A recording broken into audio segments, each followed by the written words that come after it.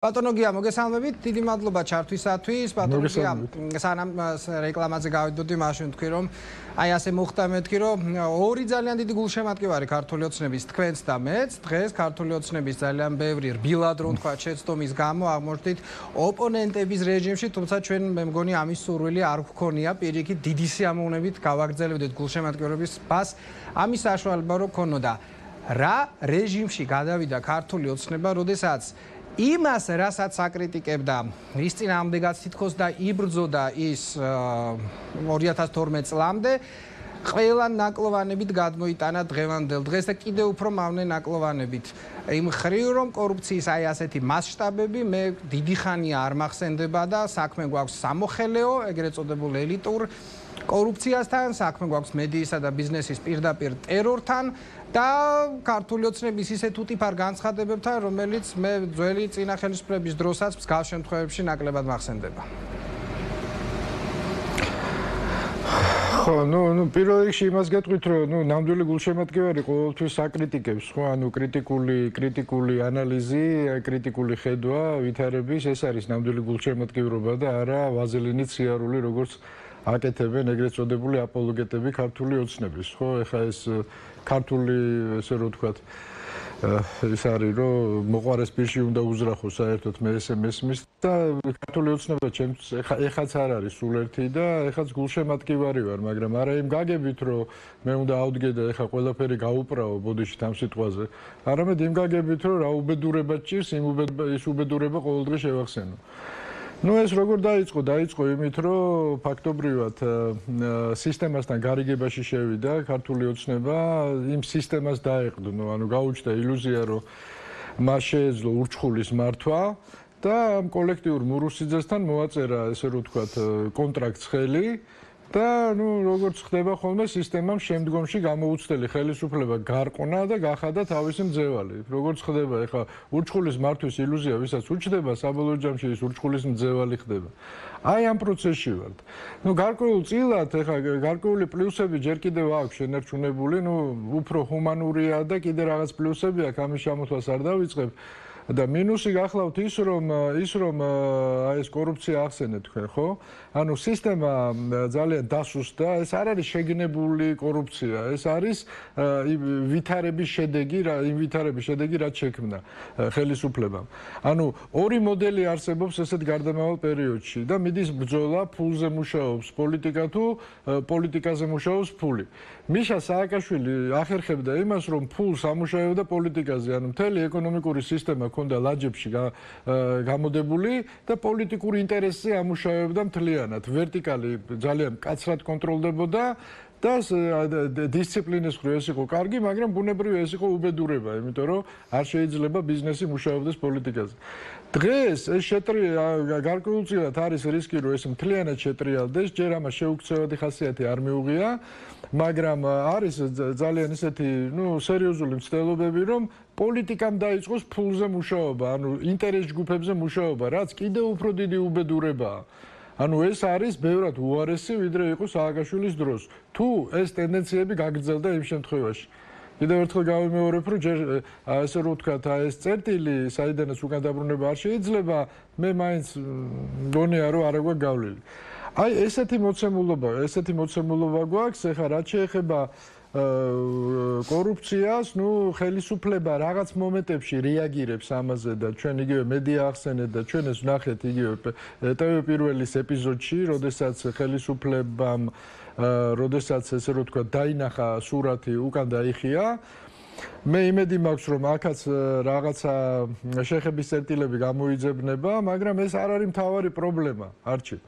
ეს პრობლემა ასე თუ ისე გადაწყდება, ხო? ეხლა თავი რომ გავანებოთ მედიას თვითონ ბიზნეს ლოგიკით როგორ არის, ხო? ეხა არც ერთი ხელისუფლების ინტერესებში არ უნდა იყოს ბიზნესის დახრჩობა.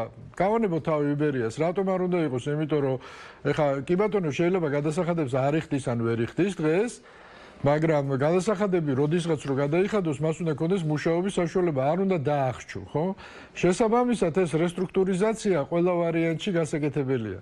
და არა პრობლემის გამოყენება იმისათვის, რომ საბოლოო ჩაკლა და მე ვიღაც ინტერეს ჯგუფმა გადაიბაროს ეს ყველაფერი და ესე რომ ვთქვათ, რაღაც კონტროლი დაიწყოს, ხო? აქ მთავარი პრობლემა, რაც მე ამ ჩანაწერებში მოვისმინე, თავი რო გავანებოთ აი ამ იმ დეტალებს, რაზეც დისკუსია, გახლავთ ის, რომ ვიღაცეები ზიან, ხო? ეხლა თუ დადასტურდა, რა თქმა უნდა, მე არ მინდა კატეგორიული ვიყო, რომ ეს აუთენტურია ყველაფერი და ესე რომ ვთქვათ, ზუსტად იმაზეა ლაპარაკი, რაც გვესმის ჩვენ ამ ჩანაწერში. ვიღაც ადამიანები, საუბრობენ სადისტრიბუციო კომპანიის შექმნა. სადისტრიბუციო კომპანიის შექმნა ერთობლივი ეს თავისთავად პრობლემა არ არის. პრობლემა აქ არის ის, რომ რაღაც ფონდზე და მე პარტია, ანუ ტერმინზე ვერ შეთანხმდნენ, ხო, როგორც ჩანს, სულხან-საბას იმაში არ არის, რა ქვია, განმარტების იმაში, ანუ იქ ვერ იპოვეს ეს და ვერ შეთანხმდნენ ტერმინზე, მაგრამ რაღაცნაირად ფული შეათანხმებს ესეთ პერსონაჟებს. და აქ იყო ნახსენები რამდენიმეჯერ ბიძინა ივანიშვილი და უჩა მამაცაშვილი, ხო? მე ვფიქრობ, რომ თვითონ ბიძინა ივანიშვილის ღირსების საქმეა, მისი ინტერესი უნდა იყოს, რომ ეს საქმე იქნას ძალიან სწრაფად გამოძიებული და თუ ეს დასტურდება, რომ მის სახელს ბოროტად იყენებენ და მე დარწმუნებული ვარ ამ შემთხვევაში, თუ ეს ფაქტი მართლა შედგა ბოროტად გამოყენებას ჰქონდა ადგილი, იმიტომ რომ ეხა ყოველ დღე ბიძინა ივანიშვილის სიგარეტის ბიზნესზე არავის არ დაელაპარაკება, ეს მე ზუსტად ვიცი, ხო? და საერთოდ არც ყოველ დღე და საერთოდ არ დაელაპარაკებოდა, ანუ მე დამრჩა ეჭვირო თუ ეს საუბარი არის ნამდვილი, ვიღაცა ბოროტად იყენებდა ბიძინა ივანიშვილის ავტორიტეტს. აი ეს არის უკვე ბიძინა ივანიშვილის პრობლემა, ანუ ვექტორი ამ შემთხვევაში წავიდა მისკენ. შეიძლება სრულიად დაუმსახურებლად, ისევე როგორც აი პირველ ეპიზოდში, როდესაც ლევან ყიფიანი საუბრობს, ეს ჩემის აზრით, ეხა რაც მე მოვისმენე, თუ ეს ლევან ყიფიანია ნამდვილად, ხო? იქ წვრილმა თაღლითობას გავდა ეს ყველაფერი ძალიან. წვრილმა თაღლითობაში რას გულისხმობ? ატრიალებს ამ უჩა მამაცაშვილის სახელს წინ და უკან და 3 მილიონი და 2 მილიონი რო იძახის, ეხა უჩასაც ვიცნობ კარგად და აქაც ძალიან სასაცილოა ეს თემა. ანუ პირადი გამორჩენის მიზნით თაღლითობასთან გვაქვს ადგილი ავტორიტეტების გამოყენებით. აი ესეთ უბედურებაში ვართ, ხო? შესაბამისად, თავად ბიძინა ივანიშვილმა უნდა დასვას ეს საკითხი, რომ საქმე იქნას გამოძიებული და თუ აქ თაღლითობასთან, ანუ მისი სახელის, ესე რომ ვთქვათ, ბოროტად გამოყენებასთან გვაქვს საქმე, ხო?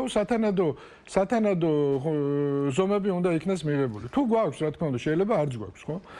აი ეს არის ძალიან ცუდი პრობლემა და აი ეს ინტერეს ჯგუფები ცდილობენ კიდევ ერთხელ ვამბობ, რომ პოლიტიკა და ბიძინა ივანიშვილთან ასოცირდება მთელი ქართული პოლიტიკა, ხო? დღეს აი ესეთ ვითარებაში ვცხოვრობთ, გამომდინარე იქიდან, რომ მთელი ქართული ოცნების ელიტაც პარაზიტირებს ბიძინა ივანიშვილის ავტორიტეტზე და ესე რომ ვთქვათ, პოლიტიკაშიც მასახოცავენ ყველაფერზე ხელს, როგორც სხვადასხვა ბიზნესებში, მათ შორის სიგარეტზეც როგორც ჩანს, ხო?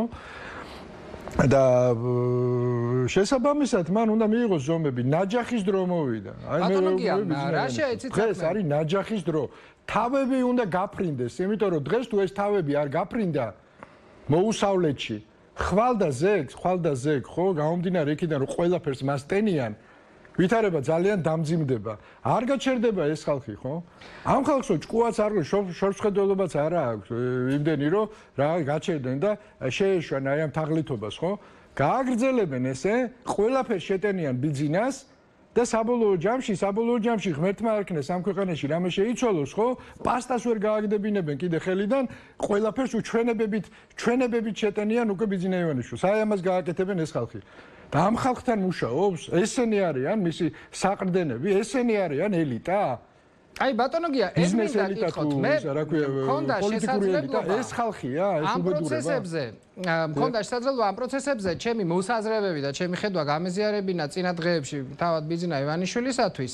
ზუსტად იგივე მიდგომას ვიზიარებდა მე ნაკლებად ჯერა ხოლმე მისი ასეთი ძალიან ზედმეტად ყოვლის მომცველი მართვის, ასე ვთქვათ, ყველა დეტალში და ყველა წვრილმანში, მაგრამ და რაზეც მეც და ალბათ თავის დროზე და მეც როცა შეგეძლოთ თქვენს უზიარებდით ზუსტად მის გარემოსთან დაკავშირებით არაერთხელ მე გამიზიარებია ჩემი მოსაზრება როგორ ხდებოდა მის მიმართ ასე ვთქვათ მისი გარემოს ქცევა მაგრამ რამდენად მე უშვებ თქვენ ისეთ შესაძლებლობას რომ ის აღმოჩენილი იყოს უკვე თავისივე გარემოს მძევლად რომ მიუხედავად იმისა რომ შეიძლება ის აი ჩემ მოსაზრებებს თუ თქვენს მოსაზრებებს იზიარებდეს რაღაც მომენტში ვეღარც კი ახერხებდეს ამ ყველაფრის წინააღმდეგ წასვლას და სინამდვილეში იყოს ფარული გავლენის ჯგუფები რა თქმა უნდა არიან ესეთი გავლენის ჯგუფები როგორც პოლიტიკაში ისე ბიზნესში და ეხა ბიზნესმენი პოლიტიკოსია მან უნდა გაითვალისწინოს ეხა ის ვერ ადგება და ესე რომ ვთქვათ ყველაფერს ანუ მთელ საფუძველს ვერ გამოიცლის ხო მან უნდა იმოქმედოს მეთქი რომ ამბობ ეს გეგმა ზომიერად უნდა მოხდეს და არა ისე რომ ეხა რაღაც რევოლუციური პროცესი დაიწყოს ხო ასე რომ გასათვალისწინებელია გარკვეულწილად ის მძევალია, მაგრამ არ არსებობს გამოუვალი მდგომარეობა. მით უმეტეს ისეთი მასშტაბის პიროვნებების, როგორიც ის არის, ხო? მან უნდა იცოდეს, რომ ეს ყველაფერი ტექნიკურად მას ეტენება და ეს ხალხი მის სახელს ატრიალებენ წაღმა უკუღმა უკვე მე მგონი ბუტკებამდე დავიდნენ. აი ვიღაცა ბუტკას რო ართმევს, ვიღაცას იქაც ბიძინა ივანიშვილს ახსენებს და მის ოჯახს. ნაჯახი უნდა აიღოს ეხა ხელში და თავები დააცალოს აი ამ ხალხს რა. სხვანაირად უნდა იცოდეს რომ ვითარება კიდევ უფრო დამძიმდება. ეს არის გარდაუვალი. მას აქვს რესურსი იმისათვის რომ ეს ყველაფერი მოახერხოს. მე ხშირად მიჩნდება აზრი, მე მინახავს რა მის გარშემო საკმაოდ სასურველი სახელმწიფოებრივი ადამიანების რომლებიც მე გამქრალან და ადამიანები რომლებზედაც მისვლის წუთიდან ვფიქრობდი რომ ისინი იქ არ უნდა ყოფილიყვნენ დღეს ყველაზე მყარად არიან მის გვერდით.